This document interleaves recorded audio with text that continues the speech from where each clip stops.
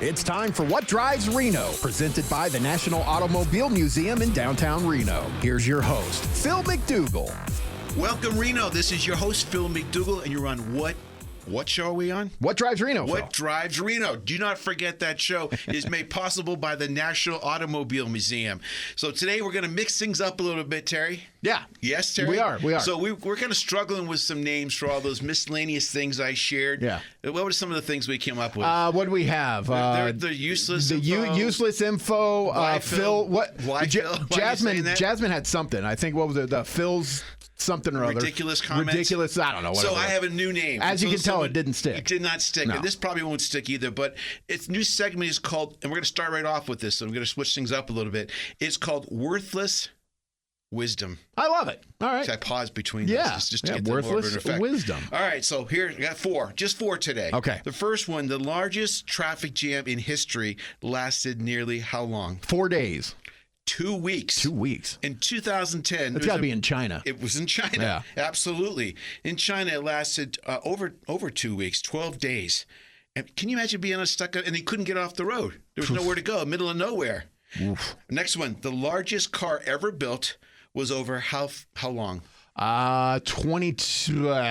60 feet. 100 feet long. Wow. No, but this is the cool part. Okay. Now, how is this possible? It was a custom limousine. It was known as the American Dream car limousine. It was more than 100 feet long. It included a swimming pool and even a helicopter landing pad. How long is that? How is that possible? I don't know. How long is that wheelbase? Yeah, that's huge. Do not know. Do you know, and this won't be surprising to you, that the modern car has more computing power than the Apollo moon mission? Oh, not surprising. Not surprising at all. Some phones have more technology. Yeah. My watch has more technology. Can you imagine you're literally going to go say goodbye to your family, get on a rocket ship, got 5,000 pounds of TNT gas and you could blow up, and we're going to shoot you around the moon on some vacuum tubes and some vacuum tubes and analog radio. And that's it. And they did it. They did it. My gosh. All right, this one here, not too surprising, although people come to the museum and they're a little surprised. You know that the electric vehicles were on the road in the 1800s? Decades. Yeah. Decades before gasoline cars. I think we talked about that one last week, but not that exact same one, but something similar. Are you calling me out that I'm No. I'm just trying to jog my memory so I can maybe guess this. Most people are surprised. We have a Baker Electric in there. It's like 1912, but they were literally driving around with these batteries. Same problem we have today. Not enough places to charge. Not enough places to charge, and I'm just thinking of a battery cell from the 1800s. That thing had to have weighed 7,000 pounds, man. Even you look back, and we joked about this in the past. Remember those big old cell phones? You see Magnum, the bricks, going up his car and cruising. Michael Douglas in Wall Street. Gets out and he pulls out this 50-pound phone. Yeah. Can you imagine the batteries back then? Oh my gosh! All right, couple quick facts, a little information here. The concert series, we're kicking it off tonight. Unfortunately, everybody, it is sold out. Fortunately, it's sold out. Fortunately for you listening, it is sold out tonight. We have the Eagles Tribute Band. It's our first of 4 concerts taking place at the National Automobile Museum. And people say, why? Because we have a beautiful pavilion. We could put literally 1,000 people on it. It is steps away from the Truckee River. It's a beautiful view. You can get a chance to go inside the museum and out. But if you're interested, some people are calling me already. I've been telling everybody for months, get your tickets. Yeah. The next one is going to be on July 11th. It's a Jimmy Buffett tribute. That sold out last year. We're halfway there already. July 11th, Jimmy Buffett tribute. August 29th, a big one, the Beatles. They come off in the black and white suits, and then at intermission they're going to come out in the whole Sgt. Pepper bright colors. A lot of fun. Awesome. And then CCR Revival, that's going to be on September 19th. But the most important one I want to get everybody's calendar is I'm going to do my little bucket list. Yeah. We've rented out the Sparks Drive-In, and we have the car from Grease, and we're going to play the movie Grease on August 28th, and we have a Shananob band that's going to be playing there, and they are called Papa Clutch and the Shifters. So we're going to have them, and I guess everyone knows them here. So for $40, you cram as many people as you want, and it's safe, into your car. We're going to do the whole Grease reenactment down there, watching the movie, rock and roll bands. We're going to give awards out. If you're in character, you get your old 1950s stuff out. It's going to be a fun time. We will sell out because we have a certain amount of cars we can fit in there, so you can get all this information on automuseum.org. Good start. Mix it up a little bit. Yeah. Now we're going to get to the important stuff. Get a drum roll? No drum roll? Just imagine it. Okay, there we go. So I am very happy to have Landon Miller. He is City of Reno Parks and Recreation, but he is Reno. He is not just Parks. He is. I had the pleasure of getting to know you through the 4th of July parade in those meetings, and we bonded on that. Is that a fair thing to say? That is a very fair thing to say, Phil. We definitely bonded in those meetings. So we want to talk about what's coming up, and both of us are involved in this thing called the 250-year anniversary 4th of July parade. Huge. You take it from here. What are you doing? What's the city doing? Well, it's not just the City of Reno, but we have incredible community partners, including the National Automobile Museum, the J Resort. A lot of people stepping up to the plate to make this parade happen on July 4th, 2026, 4th Street, 10 a.m. Be there. You know, I was looking at it. Like, we have not done an official 4th of July parade in the City of Reno in quite some time. So this is an incredible opportunity to, be part of history and celebrate 250 years of the United States. And we got a lot of participants already. I keep saying booths. No, we have a lot of participants already. Yeah. So how about this? 70 participants. Awesome. That's great. It is awesome. And a big thank you to all of our radio partners stepping up, getting the message out here, especially you guys here at Lotus. But we got 70 participants, 70 entries. And with that, we gotta close off entries for now and get things. That's a good problem. That's a great problem to have. If you're only in the room, maybe 4 weeks ago, we had a different problem. The community got engaged and everyone's there. So talk about some of the stuff. I know there's going to be some breakfast things happening, and we want people on the sidewalks. You had me at breakfast. Yeah, well, do you like pancakes? I love.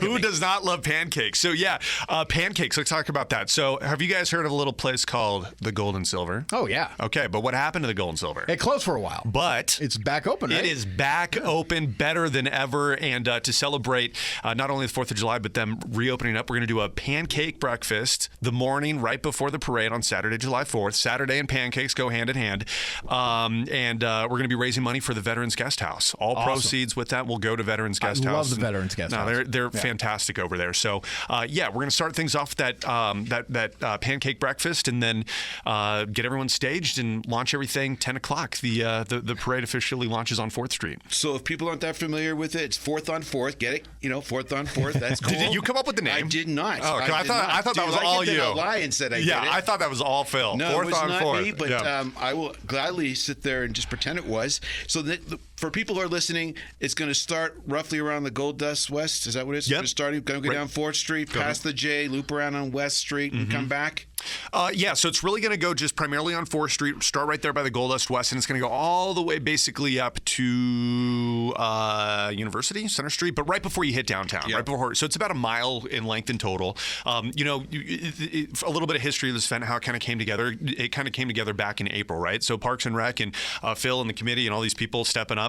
We wanted to make sure that we could deliver, a quality parade. And, this year it's kind of more of like a walk before you run type of a thing. So about a mile length. Came together. And it all came together. So primarily on 4th Street. A lot of counseling involved afterwards. And currently. And then after we're going to, group therapy. A little bit. I'll do it. I'll do some group therapy. Absolutely. But it'll be about a mile length there on 4th Street. And again, at this point, we really want the public to come down, be decked out, red, white, and blue. Cheer on your neighbors, cheer on your community partners, your businesses, whatever. It's going to be awesome that morning. And there's a little thing called a bike decorating exercise going on. Museum's going to help out with that. I was going to say you're the pro on this. So Phil and I did an interview on one of the TV stations a week or so ago, and that's how I got my first taste of Landon. His first taste of Landon. Yeah, I shared something with him right before we went on air. Little did I know, 10 seconds later he was going to bring up that little fact live on air. Live on air. But Phil is an expert bike decorator. You did a great job with that. But we're encouraging the kids to come on out, decorate their bikes, and they're going to be one of the first entries in it too. We're going to provide helmets. We're encouraging kids, of course, to bring their helmets, but some partners in town stepping up, donating some money to allow us to buy helmets. But nothing more patriotic than red, white, blue, bikes, kids. sun, a Saturday. Parade, pancakes. Everything, music, everything. For people who are listening, if you don't have decoration, I want to clarify. Yeah. When you show up with your bicycle, Right. the National Automobile Museum is going to give there with some volunteers. I think Kiwanis going to help out. Yeah, or one of the groups. Kiwanis And they're going will to be there. decorate. You can decorate all your bikes. We'll help you with that. We got some helmets we're going to give out as well for those who don't. But we encourage you, bring one if you have it. Yeah, bring them if you have it. And if you're out there listening this morning, if you got kids, if you got grandkids, and you want them to get involved, America only turns 250 once. Yeah. So if you want them to get involved, this is a great way for them to be part of history too. Participate in that little bike parade, part of the overall parade too. But get involved and show some USA love. Love it. Yeah. So let's talk about the rest. So people want to get more information first. They just go to the city website. Yeah, it's pretty easy right now. So it's reno.gov/special events. One more time, reno.gov/special events, and all of the information will be there for you. And then, of course, we're about 2 weeks out at this point, right? 2 Yeah, weeks we're out. getting there. It's close. Just We are come there. down and support it. Just come on down and support it at this point. It's going to be great. Maybe it's that show. If you build it, they will come. Yeah, Field of Dreams. We Field of built it. Dreams. So you got to come Yeah. down and just show your community spirit. It's going to be at 10 o'clock in the morning. You get out, do all your other Activities. Activities. 4th of July I was going to activities. say Yeah. exercises. People look at me. No, you're not talking about exercises. Well, and too, so especially on that day too. So we're doing our parade. City of Reno is doing our parade, but there's a couple other groups that are doing some things in downtown Reno that day too. So downtown is going to be a really, really, really hopping spot on July 4th. You can start with the parade and somewhere else. Forgive me if you've already answered this. I'm sorry. So where do you recommend people setting up their chairs, and where do you not necessarily maybe specific spots, but if you go through the route again a little bit, just so we can. No, that's a get an idea of that. great question. So come on out early and set up your spot. Claim your location there, right on 4th Street, between essentially the Gold Dust West and then all the way right toward where downtown starts, kind of like right by the Silver Legacy. Oh, and yeah. stuff. Okay. So Yeah. anywhere in that stretch on 4th Street, it'll be fine. And props to you. I grew up here, born and raised here, and all this other stuff. Sometimes 4th Street has this 4th it has Street. a connotation. It has a connotation, right? It does have a connotation, but props to the J Resort for really transforming that space. That and portion the city of for 4th. pulling it together. The city's the one that made it all happen. Yeah. The mayor's got behind it as well and made this happen. A lot of other people. Exactly. So that's where I would be. You can come out a little early, claim your spots, but maybe bring an umbrella or two, Just in case. and knock on wood for some good weather. Well, I did something I thought might be kind of fun for the rest of us later on. I took a picture of all of us, our first meeting on 4th Street, people that were there. Yeah. Did you ever see those pictures of presidents? The first year of the term and then the fourth year of the term. So I'm going to compare that group shot of us, and I'm going to have one there. I might have a little fun in AI, just say we aged a little bit. Oh, that'd be so funny. That'd be awesome. So this is just one thing. Tell us, what do you do with the city? Sponsorships, donations, grants. Okay. You got a whole bunch more to talk about. Yeah, absolutely. So my specific title is the Fund Development Manager, but I like to say the Fun Development Manager because we're developing fun. But no, primarily it's grants, donations, and sponsorships for our parks, right? So my role is relatively new. I've been in it for about 2 years, but essentially, tax dollars can only go so far. People want more out of their parks, but they also have a desire to help, right? So, I talk to neighbors, and 9 times out of 10, there might be a business owner living in that neighborhood that wants to make their park a little bit better, maybe install some cornhole or maybe make improvements to a slide. So I kind of facilitate that. I work with larger community partners too. NV Energy really helping us out with some money. Renown helping us out.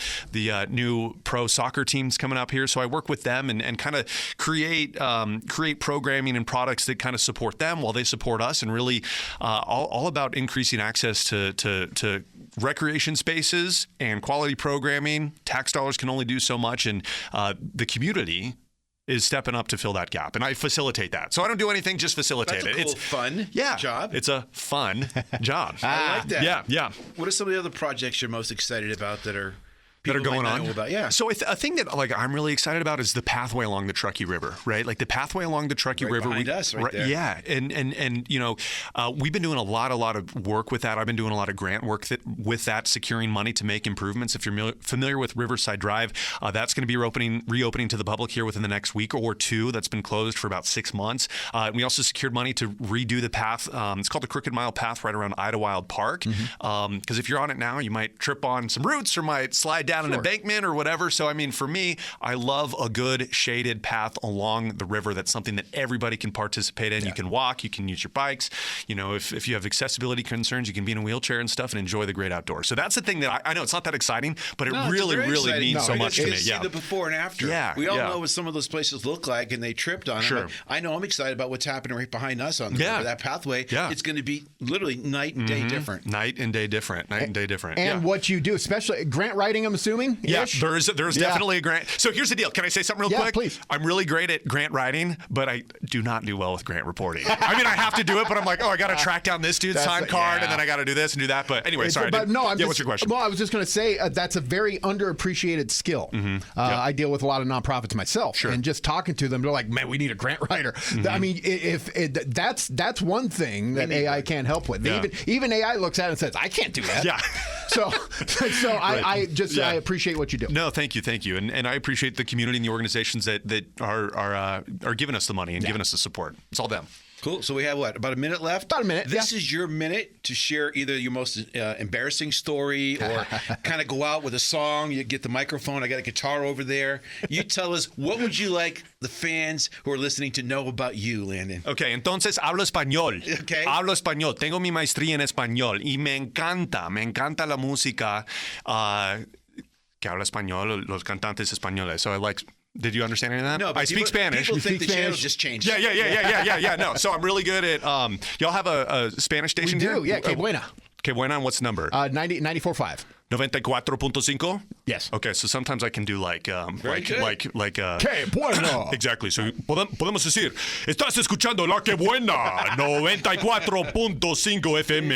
Están en sintonía el programa mejor de todos. So I can do stuff like that. See, that's pretty cool. That's pretty cool. I don't know. Cool. My heart is. I still want to go to like the most embarrassing story, but maybe we'll have to go cut to commercial because no one here is going to share that with anybody.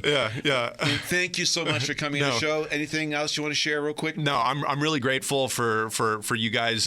Phil, I've lived here in Reno for 32 years, my entire life, and what is happening now at the National Automobile Museum is incredible. Getting out there in the community, really making a name for yourself, getting people excited. We're trying. And I think we're very, very lucky to have you. Well, I appreciate that. Thank you very much. I got a great board. The truth is, I couldn't do anything unless they said. And today, again, my keys worked. So that's a good sign. I'm still employed there for a while. Half the battle. Yeah. All right. Thank you, Landon. We're going to take a quick break and be right back with our next guest. I cannot believe that I forgot to ask one of the most important questions that I ask every single guest. And I forgot. And Terry, I hold you personally responsible. It is my fault. I'm so sorry. That was your job to reprimand me. I'll make sure that doesn't happen again. What was your first car, and is there a good story? So I was so excited to get answered this question, or to get asked this question, to answer this question. 1990. I did forget. Yeah, no. My first car was actually a 1993 Ford F-150 pickup truck. Oh, nice. Yeah, okay. It was so sick. I loved it. But of course, it goes away and this and that. So then I became like a Subaru driver, and then I had a little tiny Acura. But for the listeners at home or doing whatever they're doing today,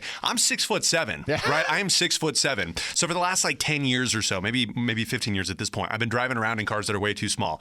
Last year, I got another blue Ford F-150. So I went from a blue 1993, 15 years ago, and now I'm back in that truck. So.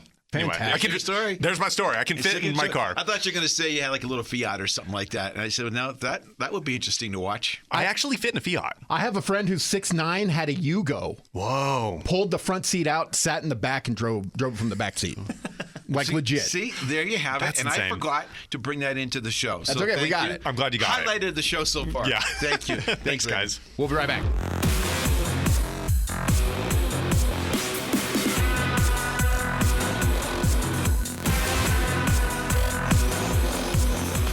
I got a little story. This is kind of tying into Father's Day. Okay.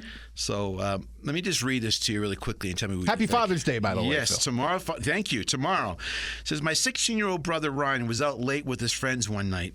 Suddenly, he realized it was Father's Day tomorrow. He neglected to buy a card for his dad. We can all kind of relate to that. I just did that the other day on my anniversary. I got that look when I woke up, and I go, I'm not getting it. And then I realized that's not the kind of smile that it means I forgot smile.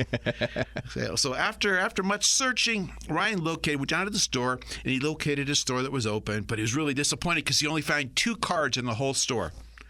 So he picked one of them, and he came back, and he brought it home, and he gave it to his dad. And his dad opened it up, and he kind of looked puzzled, and he said, "You've been like a father to me." And the dad looked up and he's like puzzled look, and he goes, "What the heck?" And he goes, "Well, Dad, it was either that one or the card that said, 'Now that I'm a father too.'" That's the one you don't want if they're not ready for it. You're not ready. No. So I just thought love that was That's a little great. joke. So now for our next guest, Brighton Denison. You are a promoter, event specialist. You are everything. That's just a little snippet, because every time something's going on in this city, it seems like you're tied to it. You're supporting it. You're volunteering. You're coordinating. I am. You Thank need a longer Phil. title. I love being involved and you in volunteer events. at the museum. I do. Do a lot of cool stuff. And you bailed me out personally at the museum when we go to concourse. Like, oh my God, the car's breaking down. How am I going to get there? Brian goes, "I'll fly there. I'll help you out." True Wow. story. Awesome, man. Yeah. Brighton, welcome to the show. So we're going to start off because I forgot the last segment. Oh, Terry forgot. I gotta blame Terry. I forgot to ask people, the first guest, what was your first car, and what's the story behind it? So my second time doing this. So my first car was my 28 Ford Model A that we talked about yesterday. Yeah. But the first car I bought was a Jeep Wrangler. Jeep Wrangler. It was. You go from a Model A to a Jeep Wrangler. I did. Wow. What's the difference? So, same reason I do events. I love to be outside. I wanted my top off on the Jeep, and we'd take the doors off in high school and go off-road. I love it. You got a lot. And you know about everything. Actually, you actually helped me. We did a show with Jay Leno. We took the Thomas Flyer down there to one of the most famous cars in the museum.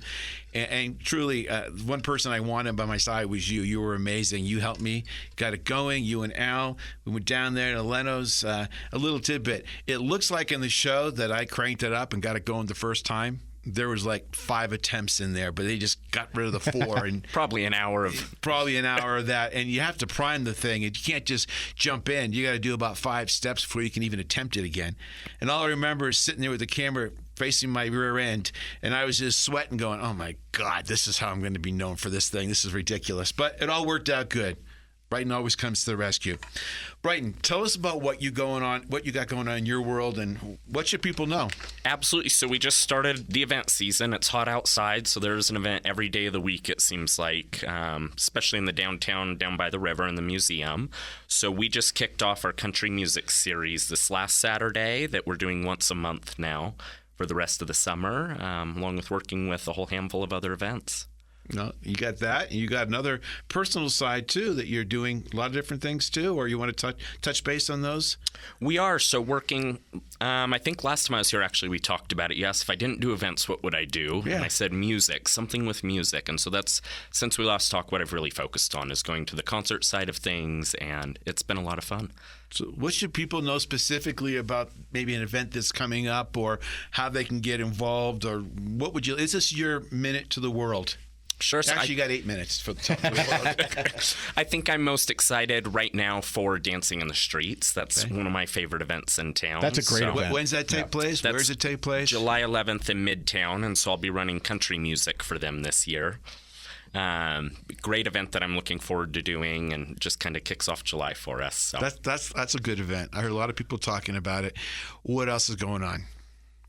Like I said, there's a lot every day throughout the summer. So we've been working on Food Truck Fridays, which is now 3 days a week, 4 different locations. So they've kind of blown up all over.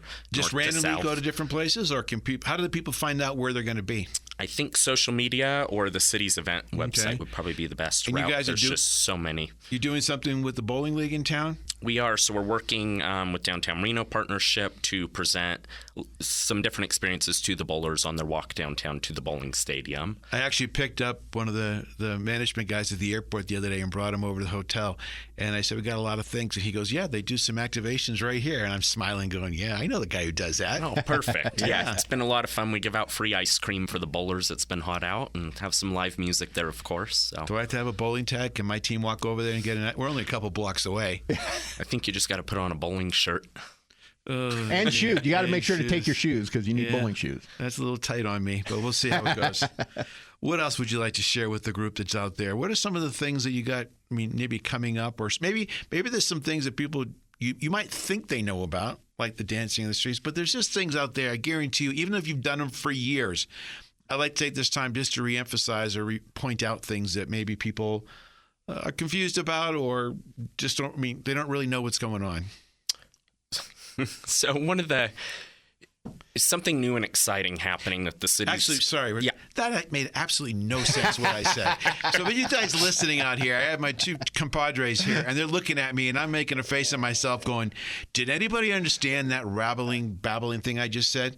No. Well, it made sense. Then you made the face, and it derailed me because it made me laugh.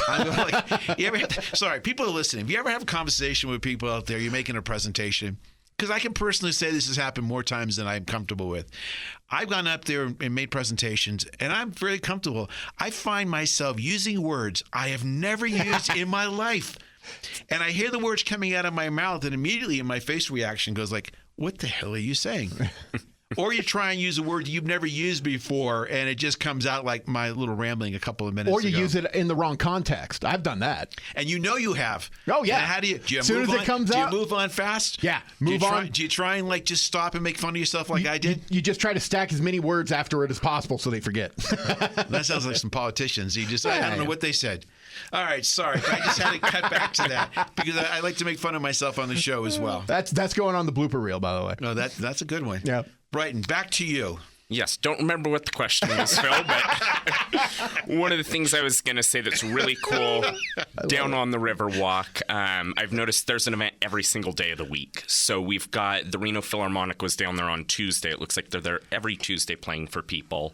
Wednesdays, there's house music. Thursdays, there's a different event down there. Food Truck Friday, you've got concerts on Saturdays.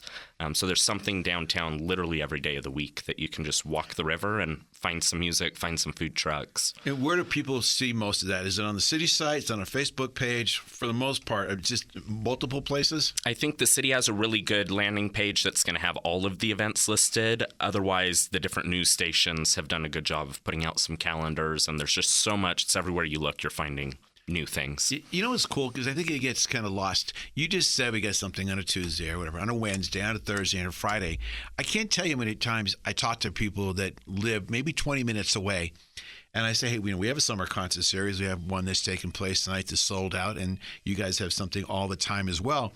And they go, oh, no, I don't want to go downtown. It takes 15 minutes, and they forget there is something fun and exciting every day of the week, especially in the summertime. So me and my wife will sit there, and sometimes we'll go, okay, it's 7 o'clock, time to go to bed or watch a movie. And then I look up and I see all these cool things that I missed on the news. There are. So I want people to know about them and take, once you get off that bed, out of that lazy boy, there's a whole other life after that for you. There is, and it makes our city unique. You don't see this in other cities on a Tuesday night that you have free live entertainment on their beautiful river walk. Yeah. Go get dinner, cities would kill see to some have music. the Truckee River going right through it like that. Yep. So what else do you want to share with us here? Terry, you want to jump in? Any personal observations of any other flubs I've made? Just to kind of add on to what you said, you don't see many cities do this. You don't. And I've had the privilege of living in a number of different places across the West Coast. And so I've been in Reno since 2008. And I'm not going anywhere now. I love it here. And a lot of it is because of there's always something to do. And you don't, take your wallet, but you don't always need your wallet to go do these things. And that's a really big drawing point for Northern Nevada, Reno, Sparks area for me, is because there's always something to do. And, and so that to me is a very attractive part of this area. If nothing else, just sit back and enjoy the music. Yeah, 100%. It's better than sitting in front of the TV watching the same news clips or the same promo every 30 minutes.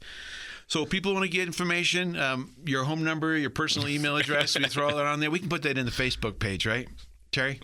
I'm going to put his email. Absolutely. Absolutely. So the last four numbers of your Social Security, you don't mind sharing that with us? Absolutely. Okay, great. Parting words of wisdom, things you want to share with the community? Yep, just like we've been talking about, get out there, get off the TV, come enjoy the beautiful river, the downtown, the midtown areas, and there's a lot of different things for everybody to be able to do. Every day of the week, there's dancing, there's food, there's music, entertainment, and this man here is helping putting it all together. Thank you, Phil. Thanks, Brighton. Thank you for everything you do in town, the city, and for the museum. And before we go to break, I just want to share one really important piece of news. Yeah, let's do it. It's just like, fortune cookie. Sure. All right, so I have a question for you. Words of wisdom, fortune cookie type serious stuff. All right. What's the last thing that goes through a bug's mind before it hits the windshield? What? It's butt. There you go. But on bum. We'll be right back, everybody. We'll be back with more What Drives Reno on 1060 AM KFOY, Radio for America. I'm having my birthday at the National Automobile Museum. They have this cool birthday zone with Mater and Lightning McQueen. And their brand new Children's Activity Center has fun games like Junior Engineering Studio, Lego Building, an interactive car wash, and a lot more too. They even have a theater where we can watch a movie or play Mario Kart. I even get my own birthday t-shirt. Book your child's ultimate birthday party today at the National Automobile Museum. Visit automuseum.org/events. Looking for a venue for your next event? The National Automobile Museum can host any event in a variety of venues to choose from. Have an awards ceremony in the 157-seat theater or select one of several themed galleries for a business luncheon or banquet. Guests will love the 16,000 square foot Riverside Pavilion, complete with outdoor bar, heaters, and fire pits. Everything you need, including chairs, linens, staging, and AV equipment, are also available. Go to automuseum.org for details. We're back with more What Drives Reno, presented by the National Automobile Museum in downtown Reno. And now here's your host, Phil MacDougall. Welcome back, Reno. I'm your host, Phil MacDougall. This is What Drives Reno, presented by the National Automobile Museum. One more plug, because tonight I mentioned we kick off our summer concert series. It is sold out. We're very excited, but that means if you want to come to see Jimmy Buffett Tribute, or if you want to come see the Beatles or CCR Revival, you need to get your tickets now, and it's really simple. You just go to automuseum.org, and the tickets are, dirt cheap, $20. You get to bring your lawn chair out. We're sitting right on the river. A lot of fun. If you got kids, bring them. We open up our 3,000 square foot Children's Activity Center to have fun with, food trucks. It's a blast. But Terry, if you remember, it's only $15. And the membership for two people for the whole year is only $60. So it pays for itself. It does. It does. I just literally, sorry, I got to vent for a second. Please do. I just filled up my car, my Honda Fit, and it was like $75. I go, wow. It stopped pumping gas at $75. This is a Honda Fit.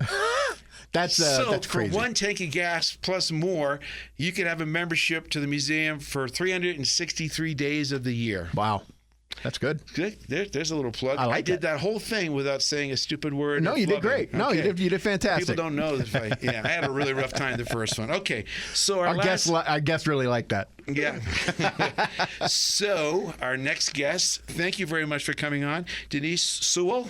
And you are the CEO of Pioneer Center, correct? That's right. Pioneer Center for the Performing Arts in downtown Reno. I love it. And actually, I learn something new every day about when people come into the show. I'm always just amazed about their stories. And I'm going to jump right into it, because you literally went from the mailroom to the boardroom? More or less. I went from the box office to the CEO. Yeah. That's so cool. I've been there for 21 and a half years, if you can believe it. I have never once had a boring day in over 2 decades, which is amazing. But yeah, I started selling tickets in the box office when I was a student at the University of Nevada, and I was pursuing a degree in conservation biology. Oh, wow. Thought I would go into science, right? So clear, so obvious.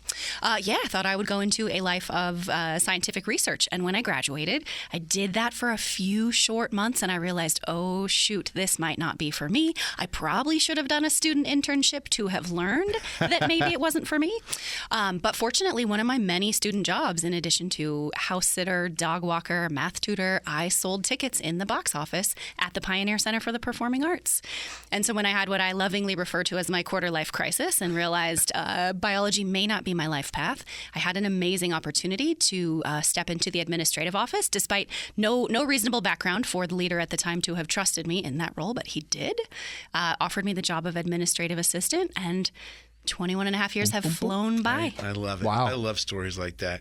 I want to get into more, but I got to kick it off with your first car, and is there a story behind it? I love this question. There is a story behind it. So my brother and I were raised by a single dad at the time that this car came into our lives. We lived in Truckee, but our dad worked here in Reno at the airport, and so he would commute back and forth every day. And one of the days, He loves to tell this story. He came to pick us up at daycare, and the folks at daycare said, "Oh, your dad's on his way, and he's coming in a new car."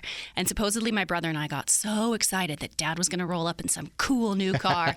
It was a brand new 1988 Ford Festiva, if you're aware of that little darling. Oh, yeah. And apparently my brother was quite mortified, but I didn't know any better. I was too little to know the difference. Still seemed cool to me.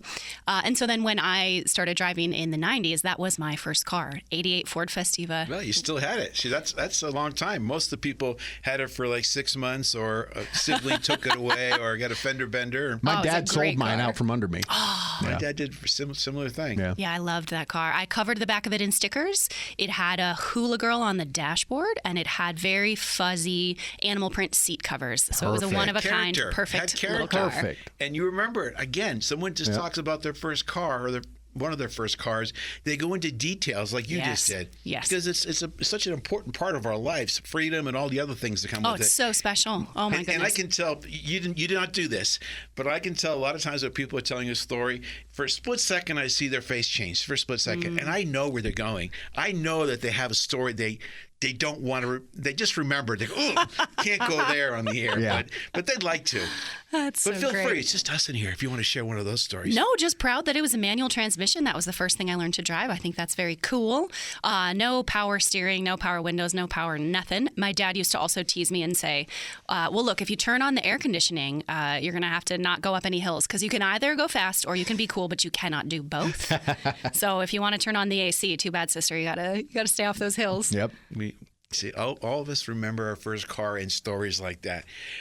Thank you for sharing that. I want to get into the Pioneer Center, because literally from the outside looking in, you have something going all the time. And I kind of got a little taste of kind of the same experience. When I got into like sports, the excitement of things changing all the time, I got hooked. I can imagine when you were in the box office, a different actor, a different performer coming in. Did you have the same kind of experience? You get hooked in that kind of excitement and adrenaline? That is such an awesome question. And you would only ask it if you know, right? So, Phil, you clearly have lived that. People. Yeah, the fact that, again, never a dull day is because you work so hard leading up to some really fabulous thing, and it happens, and 2.5 hours go by, and it's done, and you're on to the next thing. You're like constantly running up a hill. You reach the summit. It's amazing. It's a celebration. And then you do another one again the next day. The Pioneer Center is a host to so many kinds of things that on any given day, maybe it's a Broadway show, maybe a comedian, maybe the Philharmonic, maybe it's a school field trip, but every day is something different. And so, yeah, you get hooked on. It's hard to explain to people that. Yeah. And there's a mini celebration at the end of everything, because the people come together for the sporting event or the arts performance, and you get to host this celebration multiple days a week. I mean, who wouldn't love that? In my experience, I don't know about yours, but the team is so much closer. I mean, almost like brother and sister, because, I mean, you might fight, you might have these moments, you know, but you always pull together. And at the last minute, you might notice things that went wrong, but the world out there sitting in the seats are coming, and they don't notice that, but you do. And you're always just trying to take it another step level, a little higher. My family used to say, "Oh, why don't you do these?" I go, it's self-inflicted. Yes. I love it. I always want it to be better. I want to do more. Yes. Can you relate to that? This is hilarious. Honestly, it's like you're pulling this straight out of my brain. Our team always refers to ourselves as a family. Some of us have been with the organization, again, for over 20 years. And those of us who've been there for such a long time, we feel truly like we have been, like we've come up together. We've grown up together. And even when people join the team new, again, it feels like a family. And you go through these pressure cooker intense situations, and you strive for such a high level of excellence, especially in theater, right? Everything is crafted so that the audience only sees the perfect little vision, exactly the way the performers want it. The lighting is just so, the sound is just so. Pay no attention to anyone behind the curtain, right? Don't worry about what's behind the scenes. Just look at what's in the spotlight. And so the same thing goes when you're the arts administrator. You put all of these things together, all of your passion, all of your energy, all of your incredible type A perfection that you can't help from There's feeling. There's not some type A's in that world, Oh, is there? just a tiny Just a little bit. bit. And yeah, you're constantly striving for excellence. And even when the community says, that was so great, you on the inside say, fantastic, let's dissect it, because I know we can do better than that. But in a way that is inspiring and energizing, not demoralizing. You know, we want to make sure that we walk that line. And I'll just give you guys a compliment, because you've helped me out several times since I've been to the museum, and I've reached out and talked to people, different parts of your organization. Every single interaction I've had, especially with the ticket at the box office, every one of them was so focused on customer service that I felt special. That's so wonderful. And they always helped me, but even if they couldn't or they needed to get back to me, I always go, oh my gosh, my kids don't talk to me that nice. Truly, they don't. But it's important because they're the face of the organization. Yes. How many times you called someplace and you go, I can't even get someone to answer my call, let alone they don't get back to me, or the email. One of my challenges is getting back to people in a timely fashion. Yes. And it's one of my biggest hangups because I don't want to be that person because I know how important it is. But every interaction with your team has been great. That's amazing. And I think, when you work in the arts and when you work for a nonprofit of any kind, it's passion driven, right? You're drawn to the work because you care about it. And when you genuinely resonate with why the performing arts matter and why the work that we're doing at the Pioneer Center makes a better community, you can just automatically count on each other within the team to do the right thing, to care about the people that support the venue, and to really work on partnerships. Like what we love about being in downtown is our neighbor, the Auto Museum, an unbelievable gem. Reno is so lucky to have this place. Sometimes we take for granted the things that we have in our community. It can become just sort of part of the wallpaper, right? Pioneer Center's been there since 1968. We could so easily take it for granted. We have this world-class car collection, one of a kind, in the entire world. It's so easy to take for granted. Yeah. And so I think knowing that downtown Reno has these cultural treasures and that they are run by such passionate, driven people, it's part of what makes it such a cool place to live. It's well, thank you for that, because it's right back at you, because you wouldn't be there 22 years and we wouldn't see all the entertainment value that you're bringing to Reno. I think people forget. I know they forget about the museum, or they don't forget.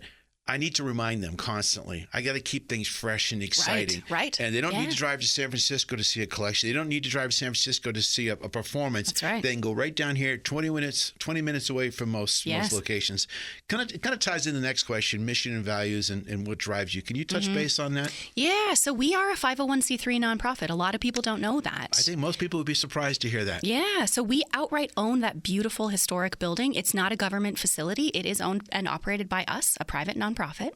We do it because we believe that the arts are essential to a thriving community, right? We want to cultivate the absolute best, highest quality performing arts experiences in our historic theater.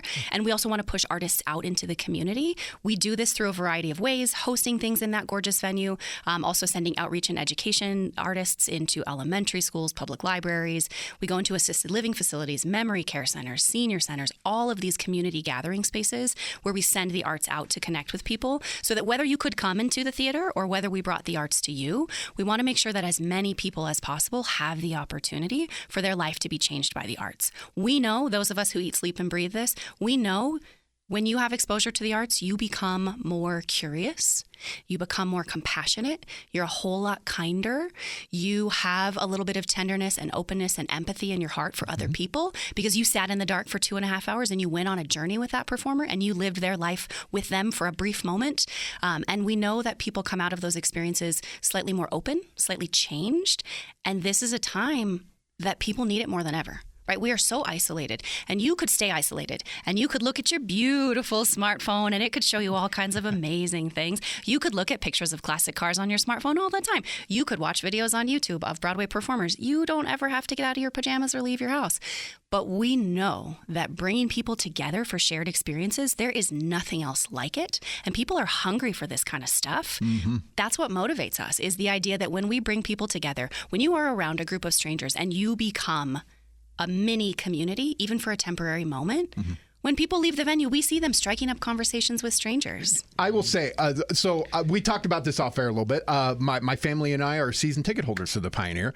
And one of the most moving experiences I've ever had in my life was after Dear Evan Hansen. Oh. Yeah. It's such a great play. It's entertaining, but yet you walk out of there. People were hugging each other, walking out, not knowing, and it was just like, it was such an impactful performance. And and I've seen Book of Mormon there. I've seen The Lion King. Dear Evan Hansen is my absolute most favorite play I've ever seen in my life. And because of that emotional emotion, yes. And then Shucked was amazing. I mean, we just, I'm sorry, Phil, but I will just sit here and just gush. And personal experiences as well. Your staff, I have never had a bad experience with them ever. They've always been friendly. Do you need help? If you look lost, they'll say, what's going on? What you need? Whatever. So I want to commend you on that as well. Your staff is just amazing. You can tell they want to be there. Thank you so much. And one of the things I want to shout out here is the folks that you are interacting with when you come. They are volunteers. Yeah. We have almost 300 incredibly dedicated, skilled, phenomenally generous volunteers. Yeah. Anytime you come to a performance at the Pioneer Center, anyone in that maroon vest with the gold logo embroidered, they're volunteers. They are giving their precious time. We're talking nights, weekends, holidays. There could be a brutal snowstorm, and they are driving in from Gardnerville because they are going to volunteer to make sure that the families coming to the Nutcracker have a welcome experience. Dear Evan Hansen, the night we went was a gigantic snowstorm. I remember it well because the tour buses almost didn't make it in time. Oh, no. Yes, I remember that weather very well during Dear Evan Hansen.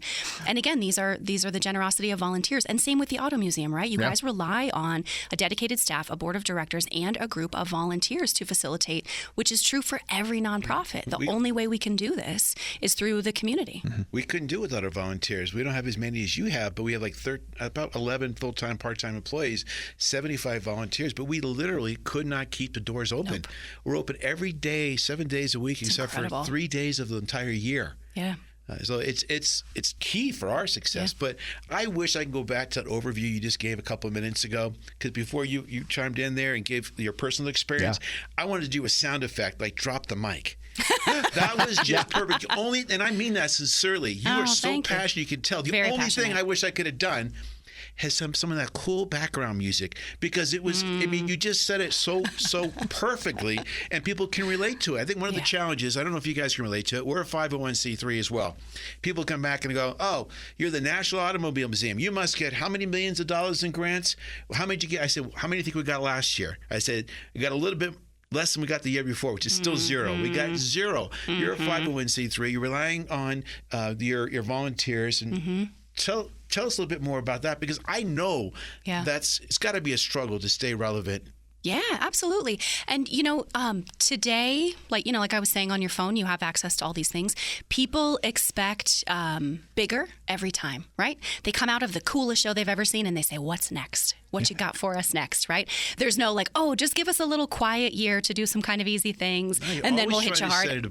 You're always trying to get bigger and bigger and bigger. You have. Set up, talk about what's coming up the rest of this year in 2027. So this summer, we do have 2 more shows in our Broadway lineup. We have Hell's Kitchen, which is based on the music of Alicia Keys, and it's all the 90s fashion, all the hip-hop choreography. It's totally incredible show set in New York in the 1990s. And then also The Sound of Music, the classic, everyone's most beloved show they saw when they were a kid, bringing that one back in July as well. And then starting in October, we roll back into the next season, which will be the 32nd season of our Broadway Comes to Reno series. Wow. 32 years of touring Broadway musicals, over 200 Broadway shows that have played our stage. So in the upcoming season, we're going to kick it off in October with Water for Elephants. And then we will roll all the way through next summer with a total of 8 Broadway productions next year. They include the return of Hamilton, which is so exciting. Wait for that one. The return of Six, which is another show that people ask for all the time. That's the first show I ever saw at the Pioneer. 6 was amazing. It's incredible. It's so good. Yes. Another holiday favorite, Elf the Musical, is going to come back. So again, really great opportunities for kids to get their first theater experiences. Do you guys remember the book The Outsiders? Oh, yeah. Yes. The Broadway production of The Outsiders will break your heart. We've got that one coming. It's spectacular. Return of Jersey Boys, another fan favorite. Everybody saw that there. Loved it. Jersey Boys. So excellent. And the show that won the Tony Award for Best Musical last year, Maybe Happy Ending. You may not have heard of this one. One of our favorite things when we put together the season lineup every year is to serve up something to the community that they don't know about, but that we know they're going to remember. Yeah. They're going to talk about. They're going to tell their friends and say, why weren't you there? So we love to mix in the titles that you're familiar with something that you don't know yet, but you need to know. And Maybe Happy Ending is that show next season. So I cannot wait. I don't want to give away any spoilers about it, but it's not at all what you think. We won't tell anybody. It's just between us 3. Well, the tagline is something about, telling a very deeply human story, even if they are not. So, all right. I Googled that quickly. Yes, in this world of AI, how that meets Broadway. See, people don't understand because they're not here in the studio, but you've been smiling the whole time. You can tell. She's just passionate about it. Yeah. I love seeing that. The one thing that you were talking a little while ago that I could personally relate to, I don't know if you guys can. I'm sure you can. There's moments that when you're just stressed, you need to get out and do things, whether it's a movie or a play. But when I go into something like that, like the Pioneer Center, and see something, it just eliminates all the stress. It takes me to a time I'm focused. Yes. I'm watching every little detail. Yes. It's just and I know I'm in there with people who have the same appreciation, so there's that camaraderie there as well. Exactly. It's really important. And arts experiences are so therapeutic for exactly that reason. They take you out of your day-to-day. Whatever it was that you were thinking about when you arrived, you shift into a different part of your brain. And collectively, at the Pioneer Center, 1,500 people doing that together, suspending all of the strife, all the cares of the outside world, to go on a journey together for 2.5 hours in the darkness with strangers, again, to come out as a mini community. And yes, of course, they will go back to their lives, and boy, that stress is waiting for you as soon as you turn your phone back on. Therapy. Yes, and you get to learn so many things and see so many things. Sort of a silly side note, but because I work in the venue, I cannot as easily let go of my concerns when I'm in that auditorium. Part of it, because I'm looking at all the things that you guys don't see. Yeah. And you're on the clock, if you say. Yes, Even if I'm there just to watch the show. You're never there just to watch the show if you work there. So I have to go to other theaters to tap into that raw, unfiltered magic that you guys feel when you come to the Pioneer. I go to other theaters and I'm reminded, I don't care that the carpet in the corner of that lobby in that city is frayed. They probably don't care that in our theater there's that little streamer hanging from the light in the ceiling that I see every time. You see it. Yep. I'm the same way. I think I've seen that same streamer. Yes, you probably have. You will now that I pointed it out. Now I will, for sure. Well, how much time do we have? A couple of minutes? Yeah, a couple of minutes. We've got plenty of time. I'm really curious because you have all these great productions coming to town. How do you guys decide? Do you get in a big room and put all stickies? Do you have people? Are you going 2 years out, 3 years out? How does that work? So one of the very cool things about the Pioneer Center, we present the Broadway Comes to Reno series. That's our baby. We do that in partnership with a company called Nederlander National Markets. And Nederlander is one of the biggest, one of the oldest Broadway organizations in the world. They have a depth of resource and access and knowledge that we are so lucky that we get to partner with in Reno. For the Broadway series, we work 2 to 3 years out. So what we do is we try to create an arc every season that has a little bit of something for everyone. We look for classics. We look for new works, comedy. I love something that makes people cry, so I always like to do something very emotional when we can. Anytime we get a chance to do a non-musical straight play, we always really consider, is that something Reno might want to get a taste of from time to time, family-friendly programming. So what we really look for is as diverse of a season lineup as possible. But within that, there are a million factors. Like, when is that show even going to come to the West Coast? How far out do you plan? 2 to 3 years. Wow. Yeah. And sometimes we'll build a whole season around a certain title, and then maybe that title doesn't go on the road at all, or they don't come to the West Coast that year, so or they get an offer of a multi-week run in a major city. So, yes, I mean, nothing, The fact that we were able to get The Lion King here is Lion King doesn't come to this size of market generally, right? Am I wrong on that? Well, that's the thing, right? So there are so many major metropolitan areas across the United States, or cities of maybe comparable size, but they're so close to other cities of comparable size that collectively they form a multi-million person catchment basin, if you will. Reno's relative geographic isolation and smaller size can be really challenging. Yeah. The thing we have in our favor is 32 years of proof that Reno likes Broadway, and little old I-80, right? The fact that there's a major thoroughfare that if you were playing the big cities in California and you got to get to Salt Lake or Denver, we try to always lob a well, what if you came to Reno for a week on the way? And it usually has landed us some really cool things in the past. But The Lion King, I mean, that was 23 semi-trucks packed to the gills. Incredible show. I mean, it was. My granddaughter did that. Yeah. So props beautiful for that one. And the fact that we have, we're able to, have the GSR with that stage is gigantic. Yes. Yeah. And so again, talking about community partnerships, right? Like all of these resources that we have in the Reno area, how we work together to create opportunities for the community that if we just went alone, we wouldn't be able to do these kinds of things. Like Phil talking earlier about the fact that there are live performances happening at the Auto Museum. This is not just come and look at some beautiful cars and then go somewhere else for live entertainment, right? So all of those things are only possible when people have creative problem solving and collaboration. And The Lion King was that perfect example where our friends at the Grand Sierra Resort said, oh, we do have a very gigantic stage. Do you want to do that here? Yes, we do. Yes, we do. Yes, we do. Think about that, yes. But you're not giving yourself credit enough because I know all those factors about 80 and everything else, but I know from my experience that I'm not going to take a chance, these productions, to come to Reno without a team and someone like you who's been there 22 years. Because believe me, you know, in this world, something doesn't come back right. The team isn't supportive. Yes. They're not hitting the bar that is essential. They're not going to come back. So you and your team are a big, big reason that you have all these productions coming in. Thank you so much. What's the truth? I would also love to volunteer to go scout shows. Yeah. So I will tell you. Volunteering yourself to volunteer and go scout shows? Okay, I got so that. if I could do a little shameless plug for a second, I do get to go to New York and see as many new shows as possible every year. Yeah. And for the first time, I am a Tony voter. And so fantastic. I literally get to go see every single show. Oh, that's awesome. No, that's fantastic. And with the idea, again, of where is the Broadway industry heading? What kinds of stories are being told on Broadway now that will become national tours? And when they do, will they resonate with Reno audiences? In addition to, holy smokes, I love theater. So to get to go like drink from the fire hose, right? Like the real deal in New York, straight from the source, is so inspiring. I love it. In the last minute we have here together, if people want to learn more, where do they go? Season tickets? They still have season tickets available? Yeah. What are the things you want to remind people? Maybe there's a misconception, or you just want to emphasize out there, the people who are listening to us. Yeah. This is your last minute to just take the megaphone. Yeah, thank you. So again, the Pioneer Center, 501c3 nonprofit. We operate that beautiful building. We program the Broadway series. The way that we're able to keep doing it is because people believe in the arts. They support it. They buy tickets. So the best thing you can do is go to pioneercenter.com.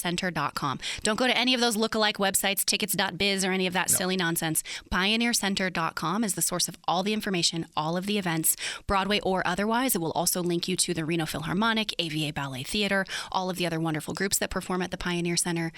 All of that, pioneercenter.com. Check us out. Denise, thank you so much. Thank you for everything you and your team do and put together here. It's such a resource. I just want people to be reminded that this gem, Pioneer Center, is downtown, 25 minutes away from most of us, and they should go on the website, check it all out. Don't wait till the last minute. That's right. Be part of it. It's a 501c3. They need your support like we all do. And volunteers, you still need volunteers, I'm assuming? Yeah, absolutely. There are so many ways to get involved. Again, buy a ticket, become a volunteer, be part of our education and outreach programming, help us get artists into elementary schools. There's so many ways to make sure that the arts touch the lives of as many people as possible here in the community. That's great. Thank you very much for coming on the show. We got to get you back here again. Thank you so much. Anytime, please. Anytime. I love it. We take a quick break. We'll be right back to wrap up with me and Terry. We'll be back with more What Drives Reno on 1060 AM KFOY, Radio for America.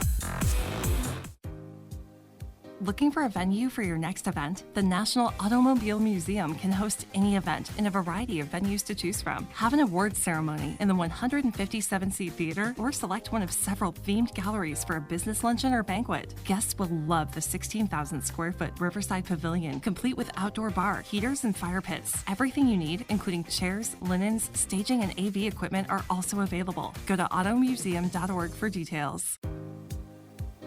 I'm having my birthday at the National Automobile Museum. They have this cool birthday zone with Mater and Lightning McQueen. And their brand new Children's Activity Center has fun games like Junior Engineering Studio, Lego Building, an interactive car wash, and a lot more too. They even have a theater where we can watch a movie or play Mario Kart. I even get my own birthday t-shirt. Book your child's ultimate birthday party today at the National Automobile Museum. Visit automuseum.org/events.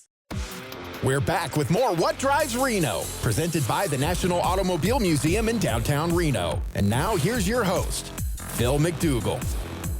Terry. Yo. Another 3 great guests, and every one of them was more impressive than me. Yeah, well, you know what? At a different level. Same. I will say Landon Miller. I mean passionate people. Yeah, very passionate people. Brighton was great, and Denise is a breath of fresh air. God, drop the mic, and people don't notice. Like when all 3 guests, when Landon's talking, I mean, Mr. Charisma, he is a fun guy. Brighton does so much, and he's so humble. Yeah. But what he does, all the stuff you see down there, him in the city and in Landon and everything he does, and Denise, I mean, I've never seen anyone that was so, passionate about what she does and humble. Because do you think these productions with our venue, it's not an easy thing to get some of these Broadway shows to come here, especially if they don't think the team, the infrastructure is up to par. Right. She's the best. Absolutely. And I'm very pleased to be a part of the Pioneer. So yeah, I am going to become part of it now. I bought all individual tickets, but then there's ones that I want to see, and I go, well, I should have just got a season ticket. Yeah. So I'm very, very proud of what they've done, and they're just great community partners. So much to offer downtown. What do we got coming up at the museum? We have Fast and Furious cars coming. I just signed the contract last week. Awesome. I talked about it, but it's officially signed. So I have the Jackson car from Cars and Cruise coming up. They should be here next week. I mentioned Fast and Furious coming back. We have concerts, one tonight. We got you telling me we got something almost every single night. Last year we had over 250 events at the museum. So people go, oh, it's a car museum. Absolutely. History, storytelling. Yeah. It's a full event center. Yeah. So if you want to have a wedding, you want to have a celebration of life, both ends of the spectrum there, I guess. But still. You got my point. Whatever. You got team building. We have a beautiful theater. You want to rent the theater out, seats 200 people. We have speaker series. We have comedy nights. We got so much for people to enjoy, but nothing else. We have an amazing collection of cars in history. Yeah, absolutely. Automuseum.org for all things Auto Museum. All your calendars are up there, how to get memberships, everything. Everything is there. So until next week, I hope to see you at the museum. And then if you do come to the museum, please go ask someone to come say hi to me, and I'll come out and give you I was going to say give you a hug. I will come out and shake your hand. That sounded a little weird. Well, I've had a Phil hug. It's a good hug. It's a good hug. All right. We'll go with that. We'll keep that in the show. Thank you, everybody. We'll see you next week. You've been listening to What Drives Reno, presented by the National Automobile Museum in downtown Reno. For more information about the museum, head on over to our website, automuseum.org. We'll be back next Saturday at 11 a.m. with What Drives Reno on 1060 a.m. KFOY.